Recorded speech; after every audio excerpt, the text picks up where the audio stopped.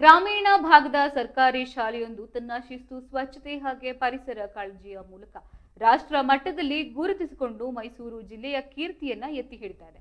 ಪಿರಿಯಾಪಟ್ಟಣ ತಾಲೂಕಿನ ಬೆಟ್ಟದಪುರ ಸಮೀಪದ ಅತ್ತಿಗೋಡು ಸರ್ಕಾರಿ ಪ್ರೌಢಶಾಲೆಗೆ ಕೇಂದ್ರ ಶಿಕ್ಷಣ ಮಂತ್ರಾಲಯದ ಸ್ವಚ್ಛ ಏವಂ ಹರಿತ್ ವಿದ್ಯಾಲಯ ರೇಟಿಂಗ್ ಅಡಿಯಲ್ಲಿ ಪ್ರತಿಷ್ಠಿತ ರಾಷ್ಟ್ರ ಪ್ರಶಸ್ತಿ ಲಭಿಸಿದೆ.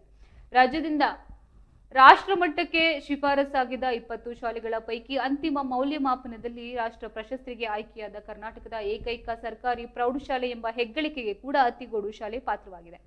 ದೇಶಾದ್ಯಂತ ನೋಂದಾಯಿಸಿಕೊಂಡಿದ್ದ 15.5 ಲಕ್ಷಕ್ಕೂ ಹೆಚ್ಚು ಶಾಲೆಗಳ ಪೈಕಿ ಅಂತಿಮವಾಗಿ ಪ್ರಶಸ್ತಿಗೆ ಆಯ್ಕೆಯಾದ 191 ಶಾಲೆಗಳಲ್ಲಿ ಅತ್ತಿಗೋಡು ಪ್ರೌಢಶಾಲೆ ಸ್ಥಾನವನ್ನ ಪಡ್ಕೊಂಡಿದೆ. ಇನ್ನು ಪ್ರಸ್ತುತ 204 ವಿದ್ಯಾರ್ಥಿಗಳು ವ್ಯಾಸಂಗವನ್ನ ಮಾಡ್ತಾ ಇರುವ ಈ ಶಾಲೆ ಕಳೆದ ವರ್ಷ ರಾಜ್ಯ ಮಟ್ಟದಲ್ಲಿ ಉತ್ತಮ ಎಸ್ಡಿಎಂಸಿ ಪ್ರಶಸ್ತಿ ಹಾಗೆ ರಾಜ್ಯದ ಅತ್ಯುತ್ತಮ ಸರ್ಕಾರಿ ಪ್ರೌಢಶಾಲೆ ಎಂಬ ಹೆಗ್ಗಳಿಕೆಗೆ ಕೂಡ ಪಾತ್ರವಾಗಿತ್ತು.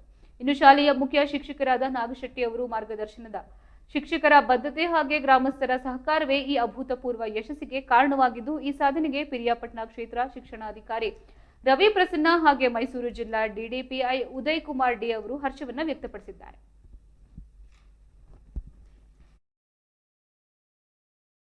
ಎಷ್ಟು ಕಷ್ಟ, ಲೈಟಿಂಗ್ಸ್ ಎಲ್ಲ ಎಷ್ಟು ಇಂಪಾರ್ಟೆಂಟ್ ಅಂತ ಈ ನಾವು ಬೆಳಗ್ಗೆಯಿಂದ ಕೊಟ್ಟಂತಹ ಟಾರ್ಚರ್